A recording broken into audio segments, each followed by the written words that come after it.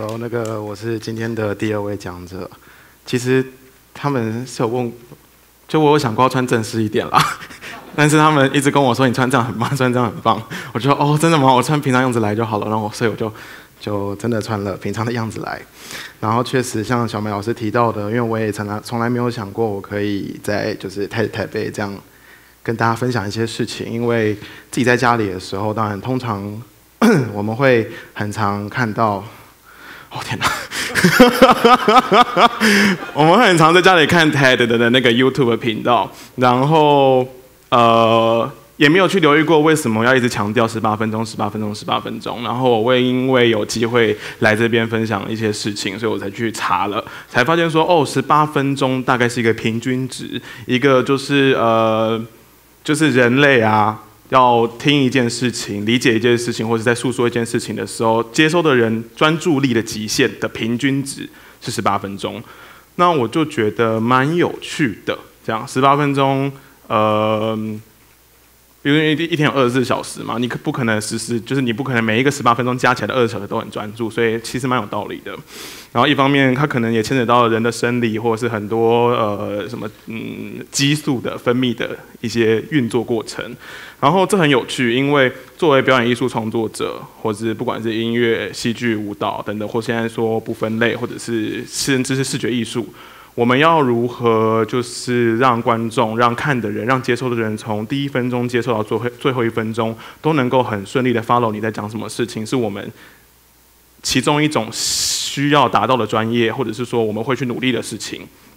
那不用说 TED 的18分钟，那可能作品不管是5分钟、10分钟、30分钟，甚至是我上一个作品是155分钟，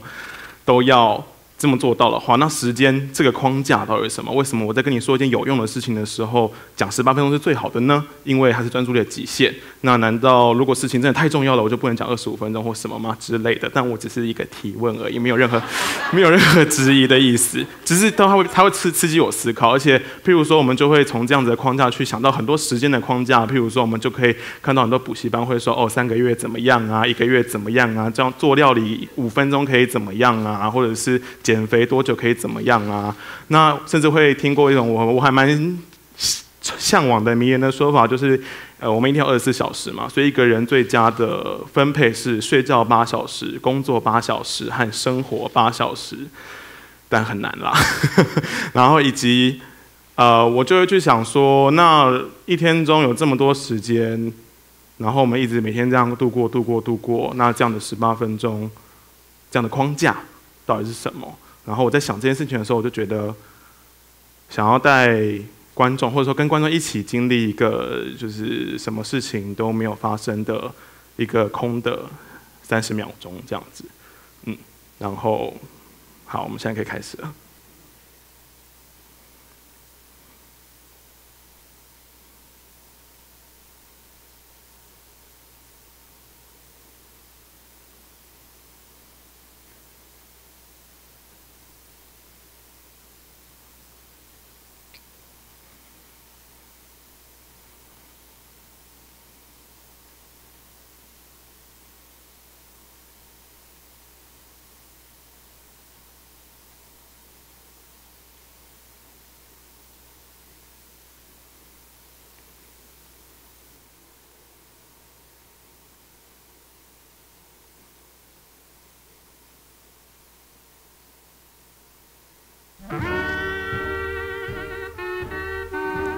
其实也没有很长啦，刚刚那样大概就是一个空的30秒钟。然后大家听到音乐好像就会比较放松一点嘛，因为刚刚前面刻意的很安静。那不知道大家安静的时候在想什么？大家或许只有感受到3秒钟的空，后面就开始想一堆晚上要干嘛呀？刚刚怎么来啊？下雨停了没啊？之类的，可能很多杂念会进来，但没有关系，那就是空的30秒钟。因为现代人的生活，我们太习惯每一个时间都要被充满，每个时间都要过得很有意义，很有感受力，甚至你可能在等捷运啊、公车啊什么的，你就会滑起手机，就直接没时间一直滑，就觉得好像每1秒都空不下来这样子。好，没有很重要啊，就是好，我是李明成，对，然后其实有一种现在才要开始的感觉，然后我的绰号叫奶爸，大家都叫我奶爸，对，然后我国小、国中读了很一般的，跟大家一样，大概读了差不多的国小、国中。然后高中读了永和的永平高中美术班，然后大学先读了1年台湾艺术大学的视觉传达设计学系，在板桥大关路的，然后又重考到关渡北艺大的戏剧学系。然后我是一个就是骑车的人，就是骑车作为我主要交通方式的骑摩托车的人。然后音乐好像有点大声。然后我在骑车的时候就会想很多事情，因为你知道大家骑车其实可以不用太专心嘛，因为骑车就像游泳啊、骑脚踏车一样，就是你可以一直想事情，你只要专心骑，只要不要什么意外这样子。我通常是没有啦。然后我就会想很多问题，想很多事情，因为你知道我们骑车的时候，风景这样一直过去，一直过去，然后你会看到很多人、很多事情、很多状况，不管是车祸、红绿灯，或者是你会从，譬如说，对，如果用时间的框架来说的话，你等99秒的红绿灯，等15秒的红绿灯，等30秒红绿灯，都会有不一样的感觉。同样，当然是在你的什么状况下。我最近最常想的一个事情是，人就是为什么要生小孩？唉，我妈今天有来。就是我会这样想的原因，就是因为我骑车很常乱想嘛。然后像我现在就是77年次25要往26岁的路上，我莫名的因为创作还是什么的关注的关系，我就会看到路上的小朋友会想到我的小时候，看到路上的国中生会想到我的小时候，等等的，会一直回想到那个时候我在干嘛，那时候我在干嘛。所以有的时候在看到路边的小朋友，因为大家知道坐捷运啊、吃饭啊什么的，我们就会常常听到小朋友在那边哭、在那边喊，然后你就会很反感的去啊，天哪，有人这样子。然后我就看着有一天我去夜市吃饭，然后知道夜市的桌子都很窄很挤嘛，然后就坐我对面的一个年轻的妈妈跟一个小朋友，然后小朋友在那边一直玩不吃饭，然后妈妈就很生气啊，说你再不吃你就饿死啊什么的。然后原本前面都温温的，然后到最后他就真的很生气，打了他一下，然后很凶，然后这个小朋友开始叫嘛，然后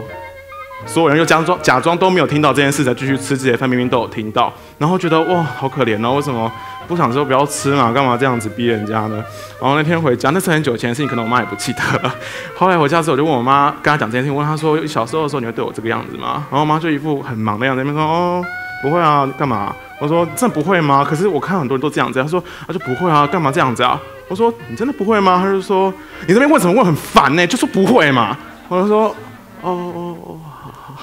好，就懂了。那好像也没什么原因，就是这就是人嘛，情绪啊什么什么的。对，因为我会这样想的原因，就是我们先不论传宗接代或所谓爱的结晶这种事情，就是人明明就是度过了很多，不管是青春期、求学、生老病死，然后分分合合，很多很多事情，然后大家也知道，就是经济永远没有景气的时候，却一直选择要带新的生命、新的朋友、新的跟自己有关系的人到这个世界上，是为了什么事情呢？然后我就很困惑，因为自己都管不好了，为什么要去？因为可能养狗也很麻烦，可能，哇天哪，一首歌结束了，好，就是这样子，就是我会像我是说我没有要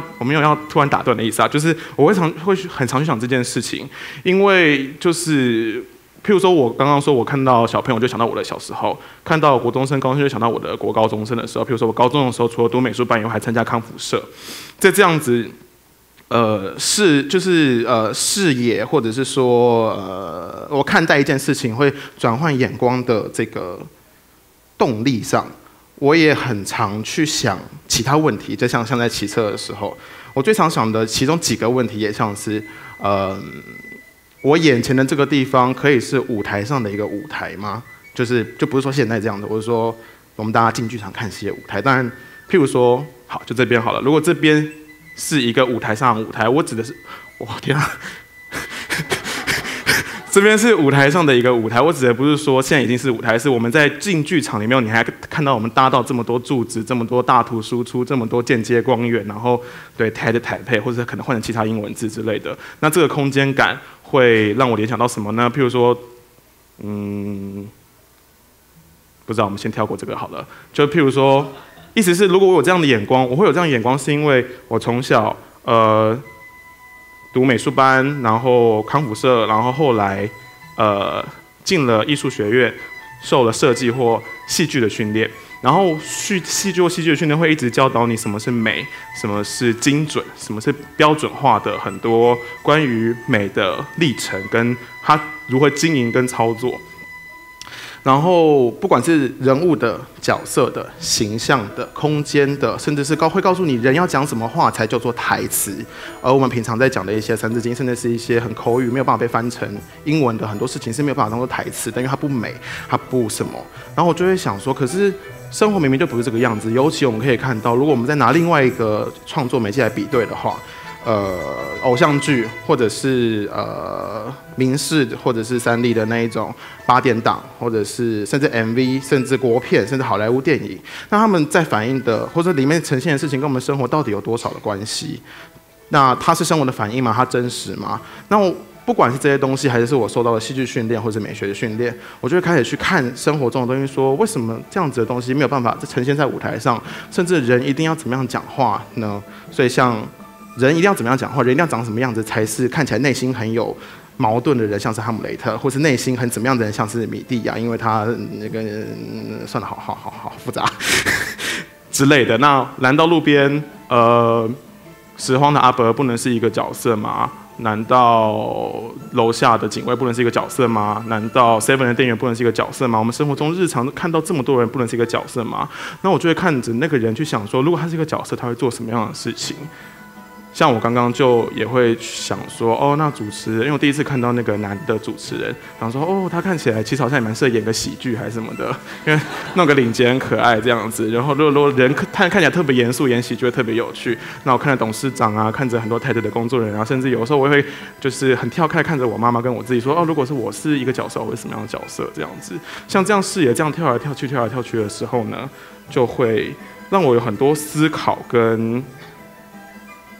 我就会去发现，其实，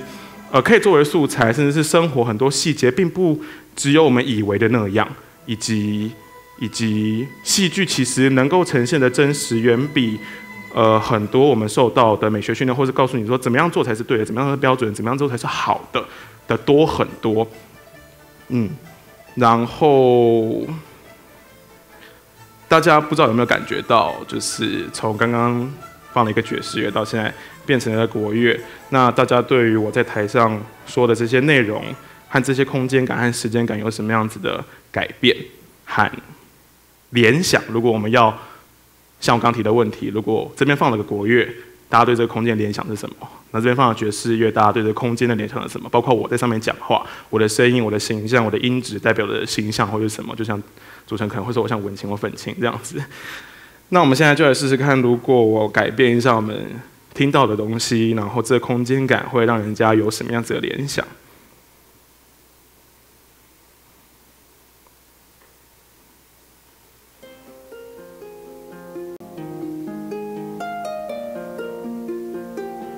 应该听不出来这是谁的歌，如果大家没有在听的话，那么换别首歌看看。有没有一种要办尾牙或春酒的感觉？或者是不是好像就有人要上来敬酒了？或者呢？或者，就我现在可能会像中国好声音或什么的参赛者，或者现在就是一个 KTV 这样子，因为现在的空间感跟颜色都很类似嘛，这样子。我没有要唱啦，对，然后或者是。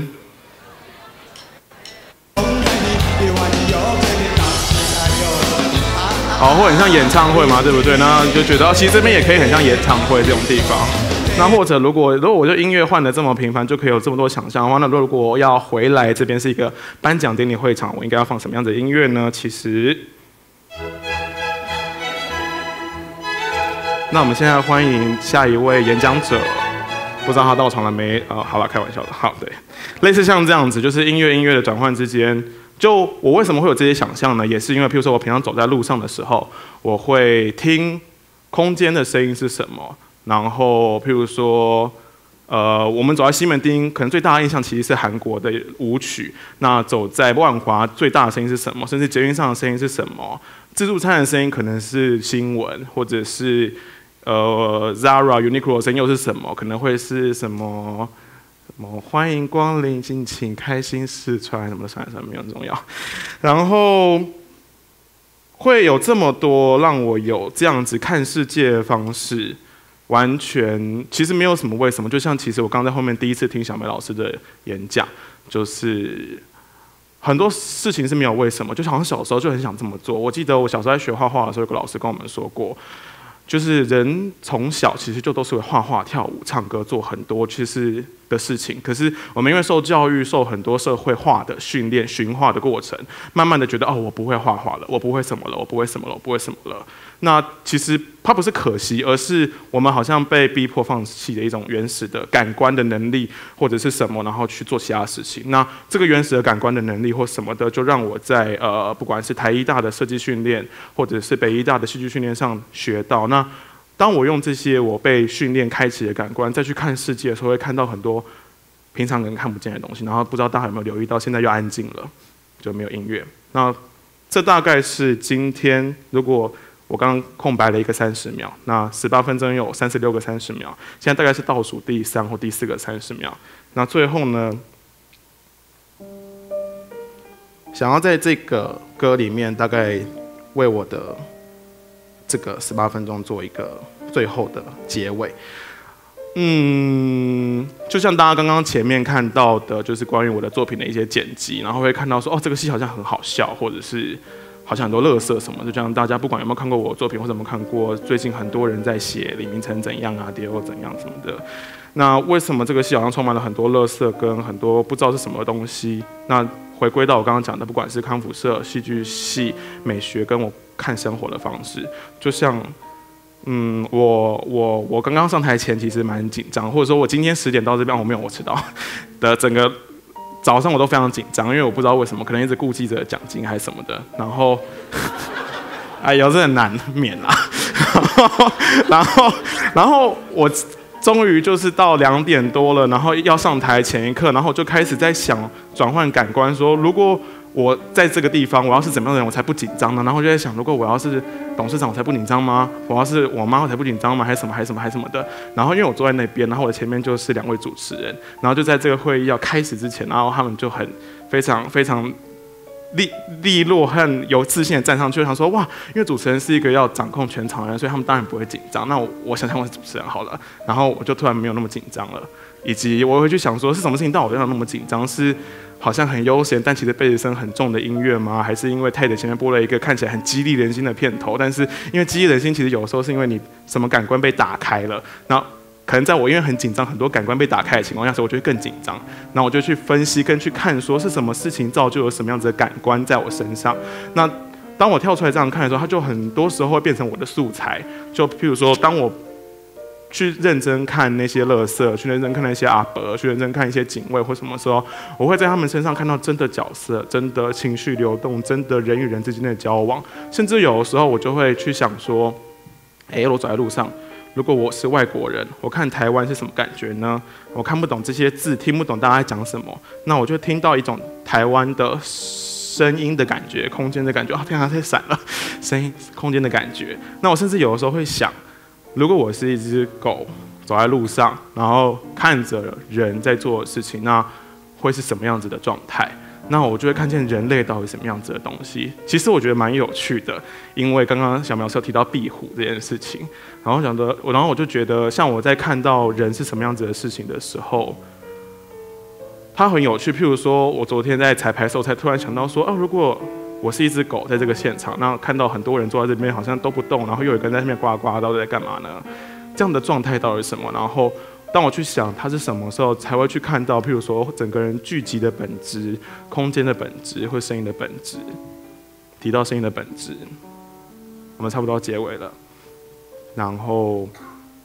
结尾，我希望带大家再经历一次空的30秒，但是有这首歌。